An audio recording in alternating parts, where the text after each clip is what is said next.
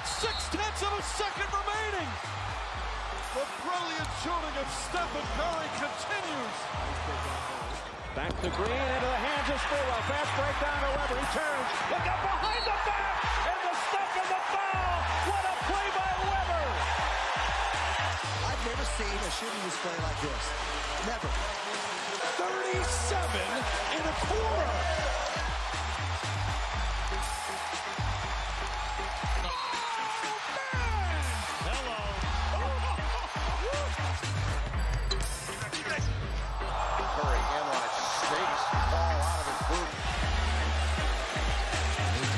Swing and misses. Curry splits the defense behind the back. Fires a three. Oh, he puts it in. Spectacular move. That could be the greatest move I've ever seen. Here's Curry for the record.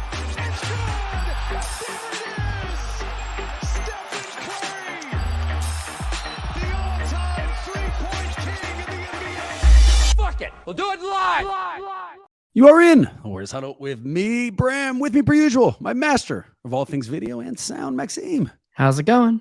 Maxime, I am fired up to announce, even in a shitty day, dude, I am fired up to announce that rejoining us after an insane amount of time, the former Golden State beat writer for the Bay Area News Group, a high-profile sports author who has contributed to the LA Times, Sportsnot, NBA.com, and the LA Daily News, a Golden State spy who has secretly worked to rid the streets of Southern California of LeBron murals everywhere, and the exact guy we need today, Mr. Mark Medina. What's going on, Mark? Bram, hands are clean once again, but I cannot confirm nor deny that there may be some new LeBron murals coming out. LeBron murals standing side by side with Steph Curry, with LeBron flashing his rings at him. That LeBron mural is going to read 3-1 comeback in one of the greatest fucking turnarounds of all time, I'll have you know. And Mark, I say this all the time, but we need you, dude. We need you badly. All right. So a quick admission.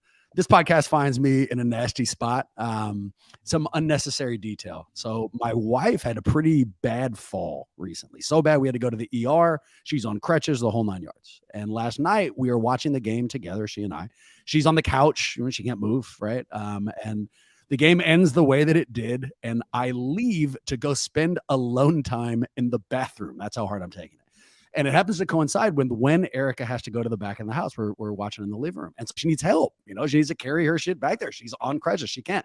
And so she reaches out to her husband and asks me for help. And I scream back from the living room, I need alone time. Or living room. Scream back from the bathroom, I need alone time. So psychotic response. I need to bounce out of this. All right. And so the main thing we're doing today is a segment I'm going to call We Believe.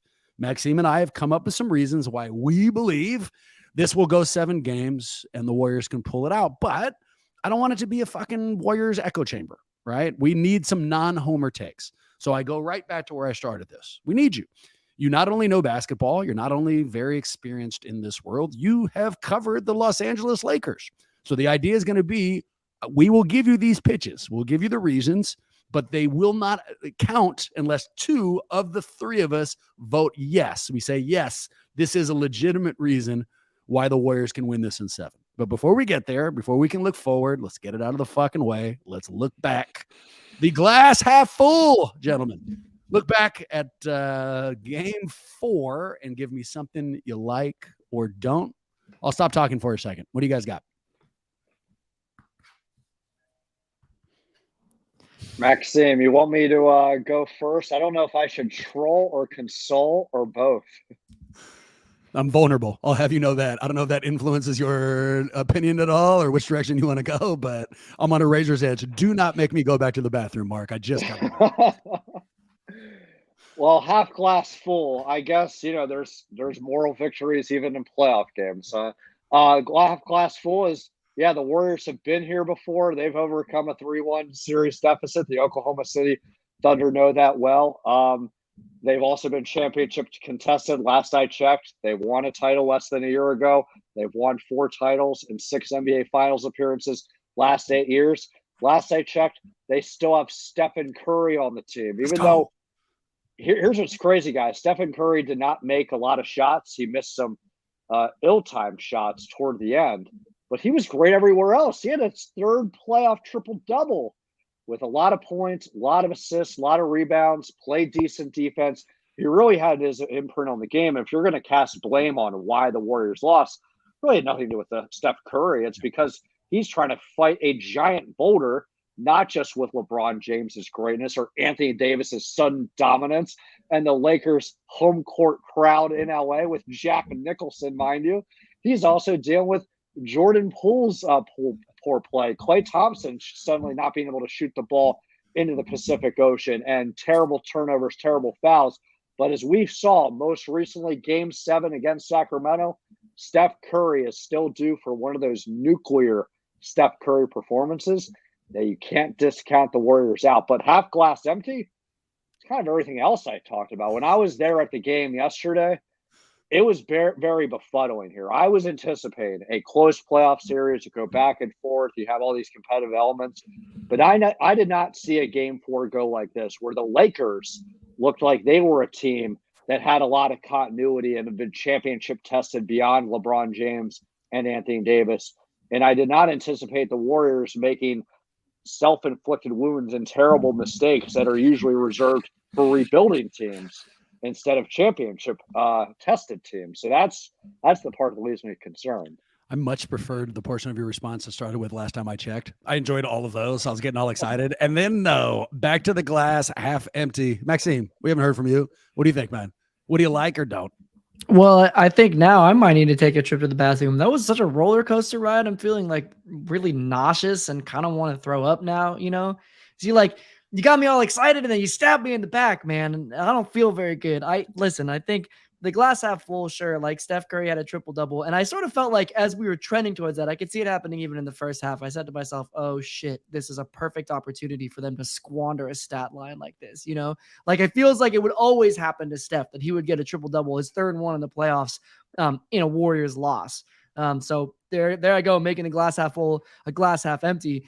I just, I think there was a lot that happened in the last couple of minutes that we can talk about in terms of what was glass half empty. But for me, the one that sticks out by far the most, because it's an encapsulation of so much shit. Why did Draymond not put the ball back up when we're down 1? He's underneath the hoop. He's got Dennis Schroeder on him. He just got the offensive rebound. He kicks it out to Steph, who has to take a 3 with 8 seconds to go. Steph is probably thinking, while he's putting that 3 up, why the fuck did Draymond pass me this ball when he was right underneath the hoop? Could have let it to get us to go up 1. I just, to me, and then of course there were the crazy turnovers. I don't know why Steph didn't call a timeout, but the whole thing just felt like an epic collapse in a way that made me feel like I still do now, which is kind of like I want to throw up. Take a little further, and then we're moving on. What I don't like that those last 2 minutes was a microcosm for an exceptionally frustrating season. This is the whole season in 2 fucking minutes. Bad shots, bad decisions, bad turnovers, and then a scrub, Lonnie Walker, the 25th, going for 1,000 points on us in the fourth quarter. We have watched that a million times during this year. A million times it has gutted me, and it fucking gutted me last night. So I didn't like. Another thing I don't like, watching GP2 throw up in his mouth. Those like replays made me physically ill. And even just that play, even if we had just not thrown it to nobody while he was throwing up, it might have been a 1-point game. But here's something I like, boys. And I believe it, and I'm hoping it's the bridge to the We Believe segment. This is the exact opportunity, the one thing that can exercise the 3-1 demons to LeBron. This is it. We've got the stage set. They now have that opportunity. And if, giant, underlined, bold if they pull it out, then these losses weren't just worth it. They were fucking justifying. They are creating the sports movie runway to one of the greatest ends of all time. So let's go to the We Believe segment. So I've reached out. We've got people who've given us reasons, both via Twitter and the email. I've asked Maxime to come up with some reasons. So Mark, let's see what we convince you of. And here is the first. Why do I believe the Warriors can win this in 7? Reason number 1, the Warriors discovered in that last game, the Lakers cannot guard the pick and roll. They cannot. You put AD in an action up top with Steph as the ball handler, and they ate all they wanted through basically 3 quarters and then stopped for God knows what reason running that pick and roll in the fourth. But the first reason I'm giving you is that the Warriors figured something out offensively that seemed to really screw over the Lakers. So what do you think, boys? Is that a justifiable reason about why the Warriors have a shot in winning this in 7?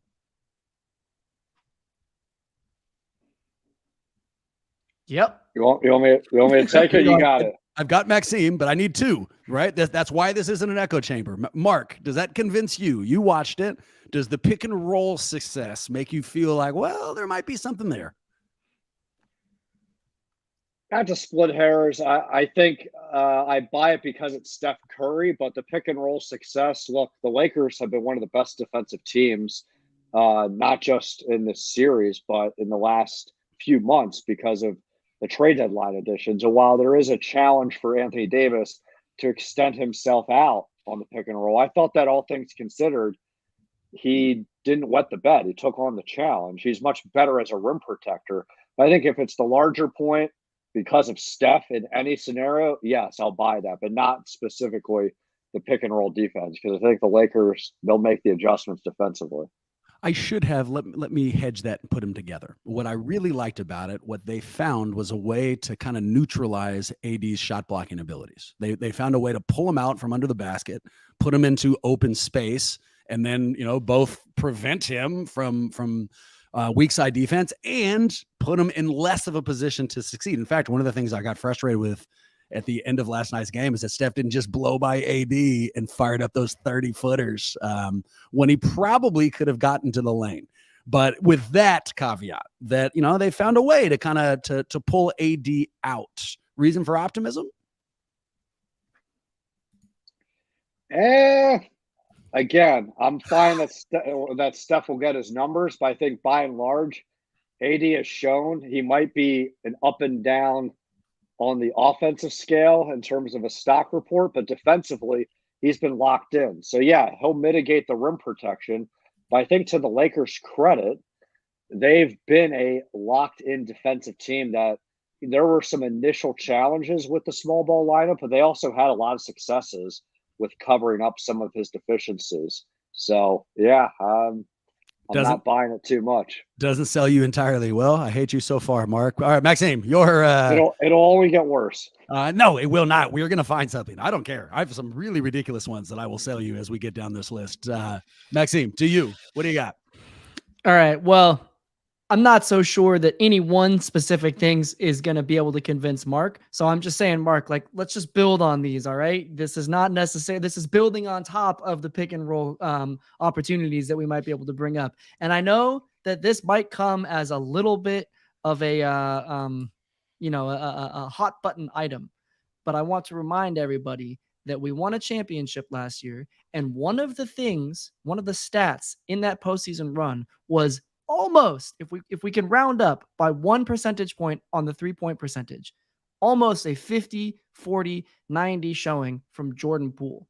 Now, am I saying that Jordan Poole is the key to this? No. Am I saying that if Jordan Poole plays an average level Jordan Poole from what we've seen, knowing that he's capable of doing it across a playoff run, then I think that we have not just a chance, but we should be blowing them out of the water. So if Jordan Poole, and I'm not saying he needs to go 50, 40, 90, but if he doesn't go 0 for 4, we have a chance to win the game. So what do you think? An average Jordan Poole making it happen over the next 3 games. 50, 40, 90. How about he just doesn't suck ass? How about Jordan Poole just isn't terrible, dude? I'll take that. So the question is, and I'll paraphrase it, JP can't be this bad for the entirety of this series. We can expect some upshot, right? And before you answer it, let's give you a little bit extra information. And Mark, show off our new video capabilities here. Here's the first. So this is a look from Kareth Burke. I know you were in the locker room of the Lakers, so you may have missed this portion. Let's show them the KB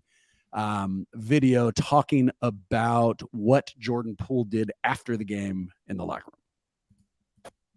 Yeah, I happened to be in the locker room when Jordan Poole spoke. It's been a while since he spoke. And before we get to the words that he said, let me just paint a picture of what that locker room was like. So the Warriors PR was coming over and saying, Jordan, could you please talk post-game?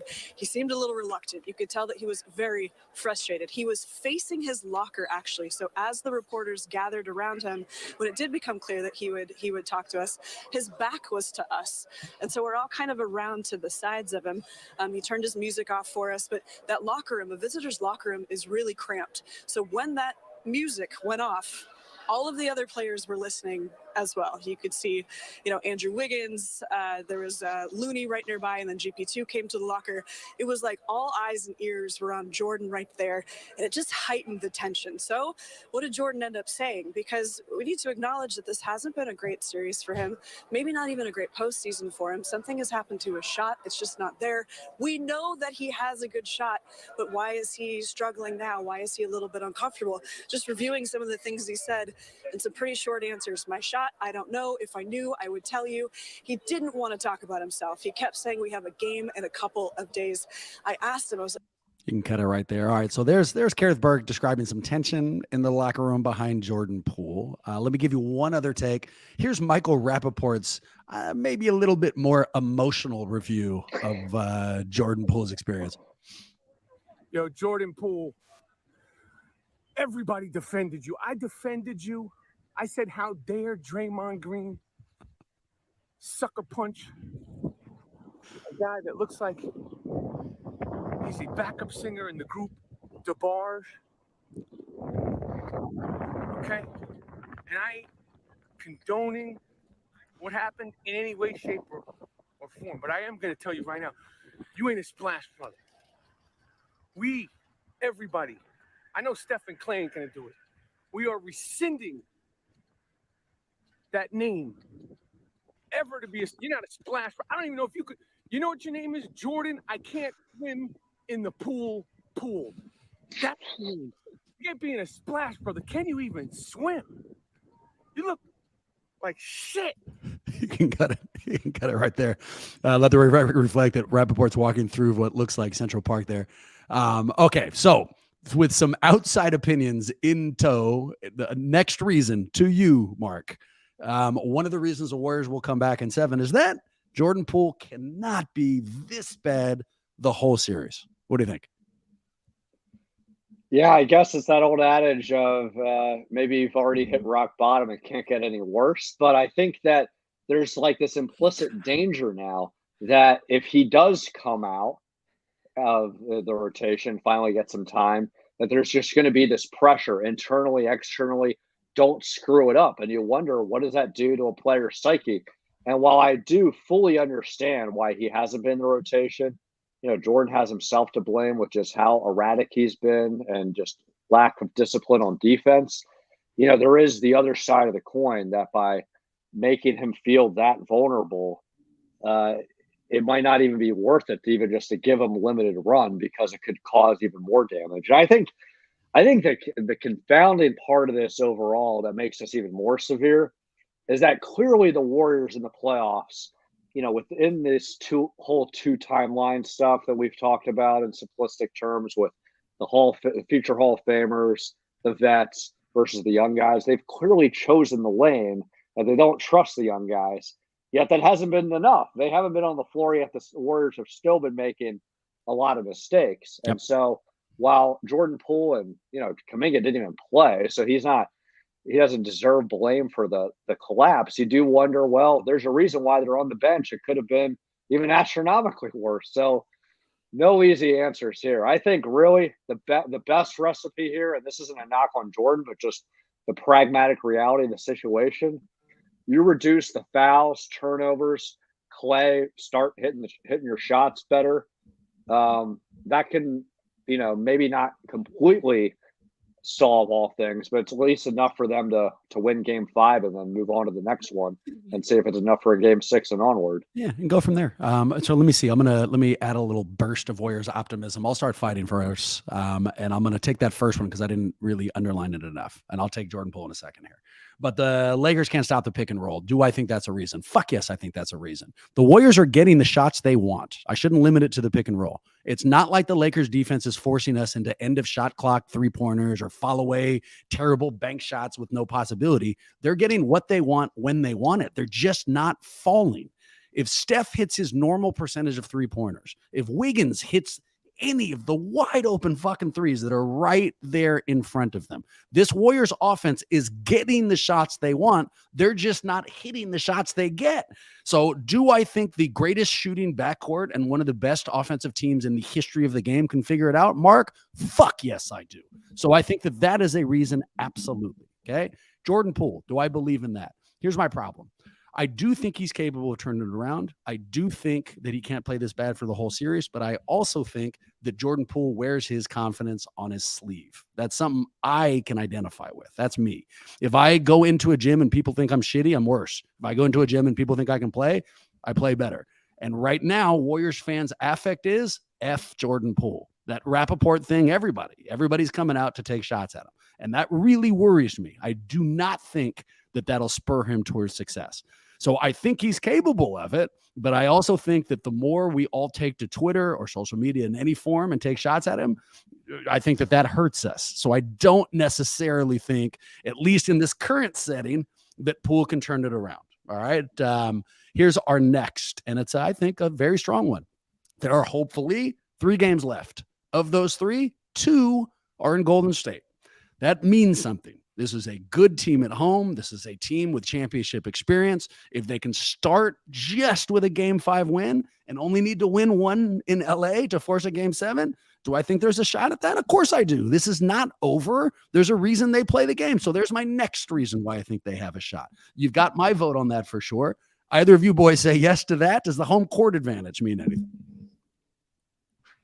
It absolutely, it means quite a lot. I mean, not just because what we saw in the regular season. I mean, so far this series, sure, we lost that first game at home, but then we won the next one, right? We are a much better home team.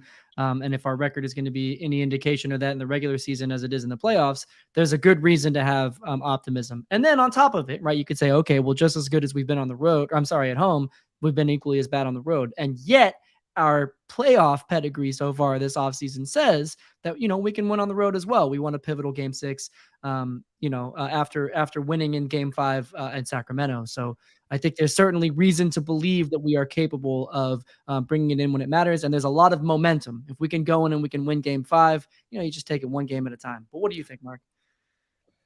Yeah, the home crowd, sell me. It's the real deal. I mean, first of all, Bram, you're a devoted season ticket holder, so the fact that you're going to be in the building, I think that's going to be the X factor. Let's go. In Game 5. Let's go. I plan on playing defense like Darvin Ham. If I need to, I will go out there and contest some shots. Or at least, try to yell sweet nothings in the player's ear as they're about to shoot, right? No problem. I'm on it. So first of all, we got Bram in the building. The tech investors that like to hang out at halftime and not come out in time for the third quarter, I think they're going to change their behavior because of the stakes of this game. And look, in fairness to Chase Center, they build it internally with architecture expertise where they know the sounds bounce off the walls really well. The acoustics are amazing. And so I think when you add all those elements, plus the fact that there's going to be a lot of people from Oakland, East Bay coming out, it's going to be full force, and I think the Warriors are going to take Game 5, partly because of the home crowd and because of Bram. Yeah, of course. But it's a call to arms. I mean, I'm trying to remember if there has been an elimination game at Chase. I mean, certainly the Warriors faced one. Well, Game 6, 2019 Finals. Yeah, there you go. But wasn't that 2019 Finals is at Oracle, right? Oh yeah, last game at Oracle. I thought. Yeah, so they have not. I don't know if we've had an elimination. So here it is, dude. Balls to the wall. Let's see if you guys are ever going to show out now. Here's a reason that was given to me on Twitter. The Warriors have a shot at winning in 7 because, quote, the Lakers suck giant donkey tails. I've never heard that phrase. That's its own thing. Was that submitted by Eric Carbon or what? It was actually submitted by me. I just wrote it to myself, but I get that might or might not be true. I'm not sure if that's a thing that people say, but sure. Games, you've got my vote on the donkey tails thing. Here's another one, and I really want your opinion on it. Okay. The Warriors have a shot in 7 games, Mark, because the league wants 7 games out of this series. Because they are making hundreds of millions of dollars with every game that is played in advertising. They do not want it to be a gentleman's sweep. They do not want it to disappear quickly. They'd like it to go the distance. What do you think? Is this just conspiratorial bullshit, or do you think there's any truth behind that? I'm not part of the conspiracy theory crowd. I'm very much into refs got to be accountable. There's been inconsistency about what is a block, what is a charge, how a game is called, or whether it's physical, let them play, or let's blow a whistle on every single play and make it a free throw shooting contest. But I think that's the human element of it than any sort of, hey, Tim Donaghy era and get your tips here and let's increase the ratings. I don't think there's anything nefarious. If anything, it's just the human element or the human incompetence. But in fairness to the NBA, they try to do a good job. They take it seriously because they don't want any perception that it is officiated through that lens. And I think for the most part, these guys are competent. But, me being an observer, I do feel like even for the referees that, obviously are there for a reason and you have to earn your stripes, there's a lot of inconsistency every game. And that has fueled a lot of the frustration among players and coaches on how the game is called. Mark, would you mind, can you take your camera and just pan it around the room so I can see whether or not Adam Silver is standing behind you right now? I mean, that was like the most NBA.com answer I have ever heard. Come on, man. Okay, I was never a company. No, fair enough. Never a company man. I got into journalism so I could not say whatever I wanted. I will say, Maxime, I'll shoot this portion towards you. Unfortunately, I'm starting to hedge towards Mark here. So I expected secretly, didn't want to say it out loud, although we may or may not have recorded a podcast about it, that Scott Foster was going to make a difference. I thought that's why we were bringing him in. I thought Scotty was going to come in and kind of lay down the league's intention to go 7. And that's not what we saw. In fact, I didn't leave last night feeling like it was the officiating. I felt like it was the Warriors who brought that on themselves. Yeah. Yeah, I mean, yes. And also the free throw awarded to each team was a lot more consistent in the last game. So we did hedge in that direction. I mean, this is like, honestly, this was the first time. And I think this is why I feel so terrible.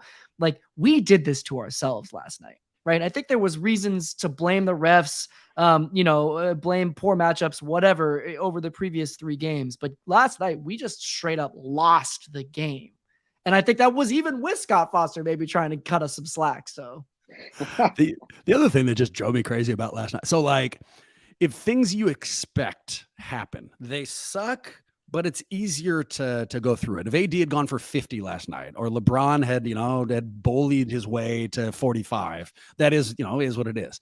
To watch Lonnie Walker be the guy who fucking destroys this is just so fresh. Like, if I'm working on a document or something and my computer loses it, sucks, but predictable. If I'm working on a document and I lose it because this pen explodes for no reason, I can't stand it, dude. It's a totally unacceptable, like, sidelight reason. And to watch Lonnie Walker give it to us last night was not my favorite, but I'm getting off topic. Here's another reason for you, Mark.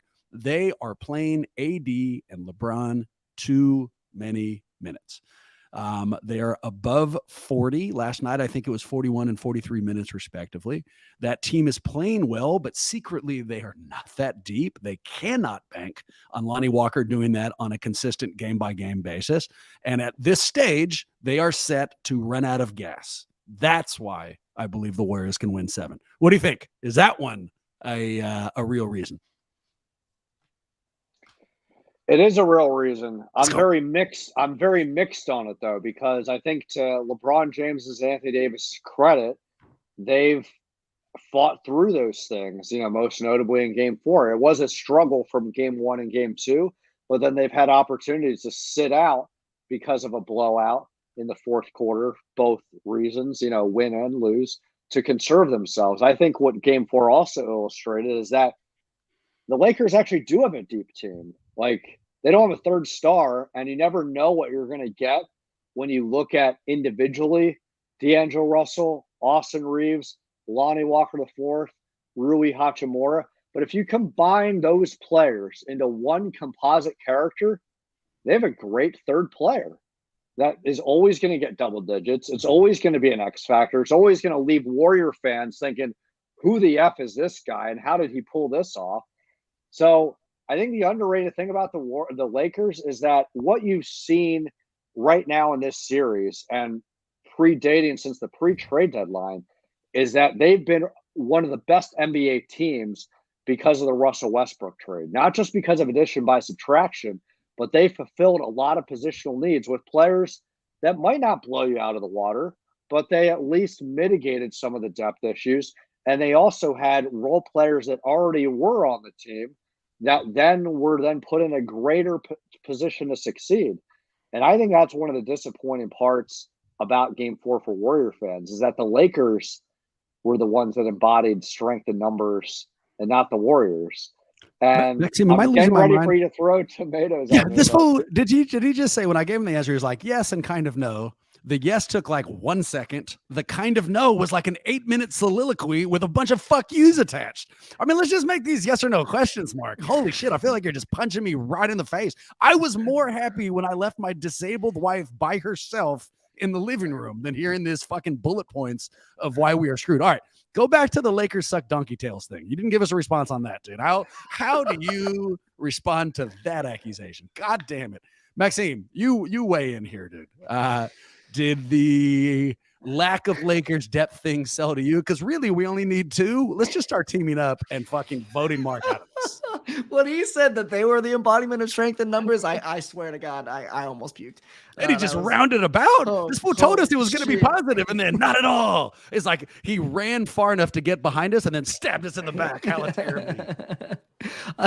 I've been saying this since game 1. I originally picked Warriors in 6. I'm now going Warriors in 7. And the reason I'm saying that is specifically because of exactly this point. I think this is the most important point. With the amount of minutes that Darvin Ham is playing these two guys, I mean, it's unsustainable.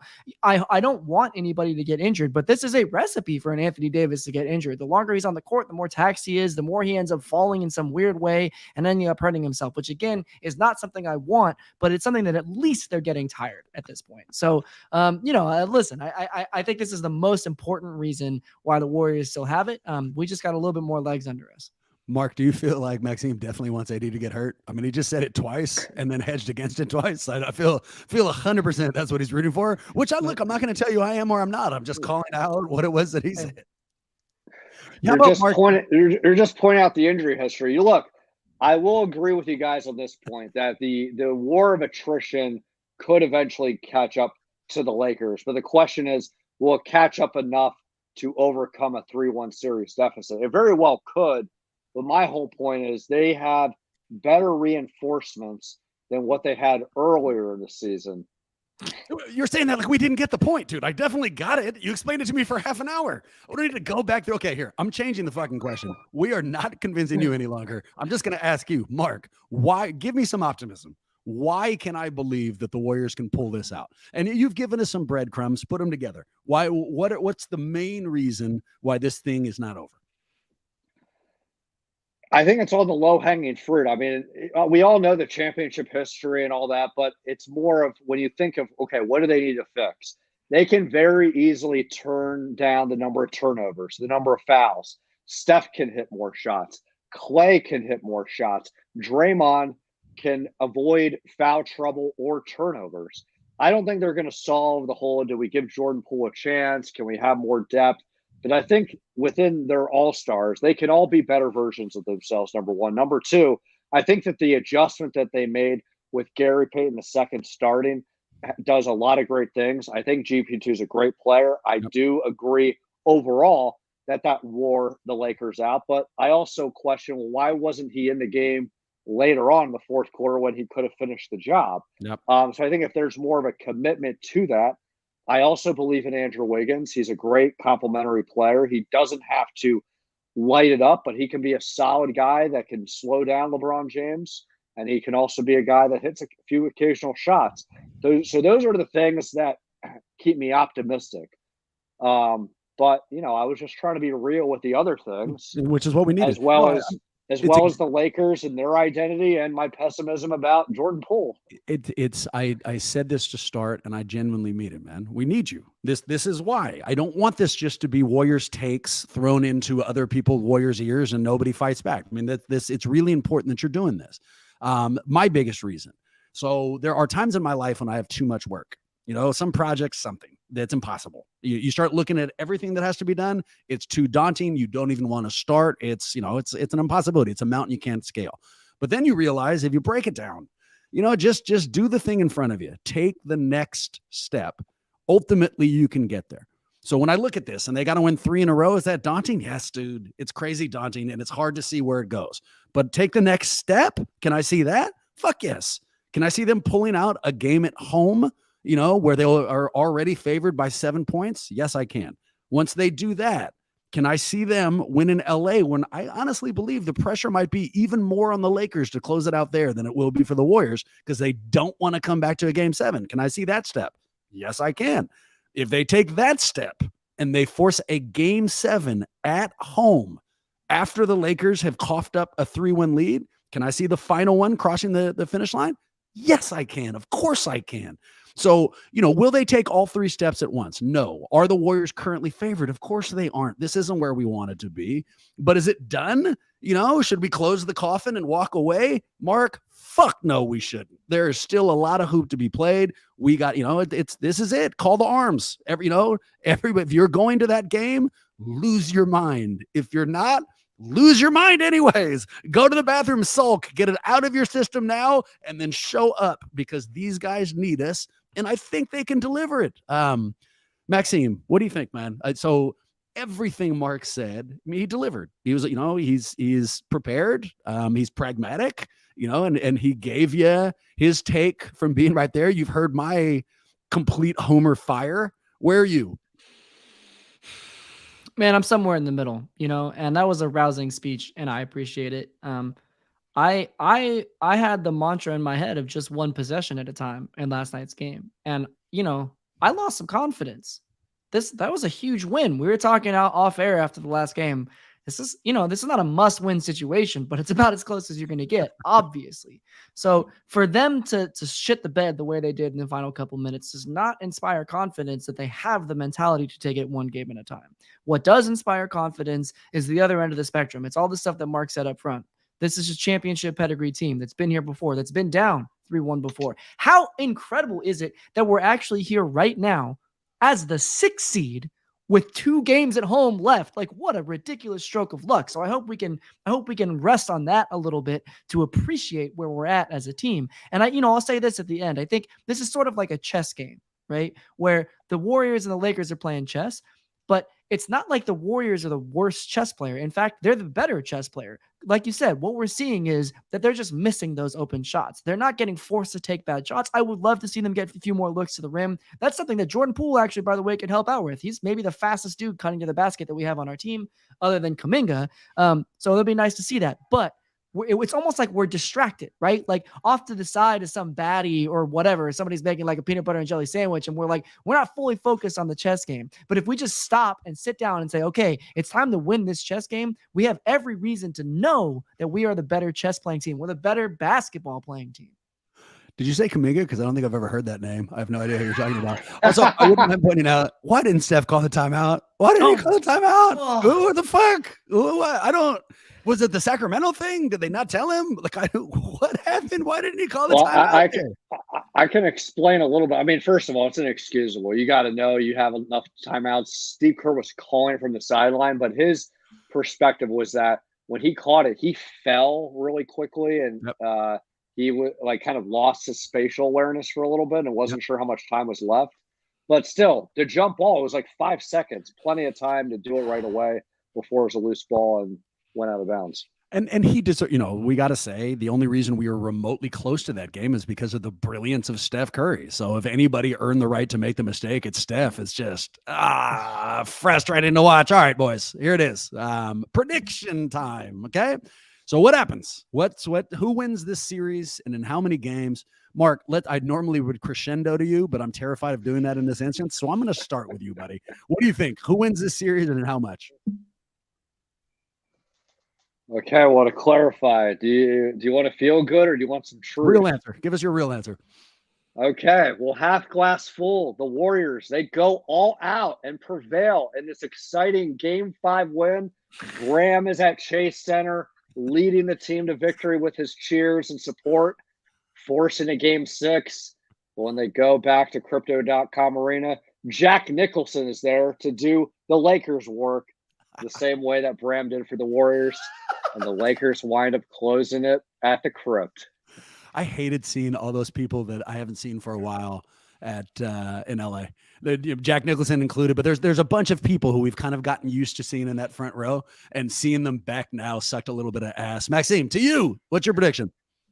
Okay, listen, I don't know, Mark, maybe you were, in the arena, so not seeing the telecast, but if you're comparing Bram to Jack Nicholson, I get that there's some pedigree there, but my God, that dude looked old. He looked like he did not give a single fuck about what he looked like on television. It looked like a Weekend at Bernie's scenario. Did we ever see him move? I feel like they may have dragged his ass in there. Honestly, I had some flashbacks to The Shining, so it scared me a little seeing him on the jumbotron. It was a lot. So anyways, he actually looked like I did in the bathroom, but whatever. I mean, that's fine. He was a little catatonic. So the comparison was apt. I see. It's there. Mark's so far ahead of us. All right. I still believe that the Warriors have the ability to do it in 7. You already heard my reasoning, so I'll leave it at that. One step at a time. Just one step at a time. Focus on this next one. We've seen this Warriors team come down from 30 points. We've seen them come down from 3-1 in the Western Conference Finals. We have seen them do incredible things time and time again. One step at a time. Warriors in fucking 7. Let's fucking go. All right, Mark, I missed you. And a tough scenario today, man. Kind of an ugly setting, and you've helped me have some fun and kind of take some of the nastiness off my shoulders. I genuinely appreciate you. I know that everybody out there needs way more Medina in their life. Social media handles, anything, dude. Where can we find you, and how can we enjoy your opinions? Yeah, well, I'm an NBA free agent, so I've been doing a lot of freelance work during the playoffs. So I'll just write them down. On the writing side, I've been with Sportsnot and Sporting Tribune, Aaron Torres' website.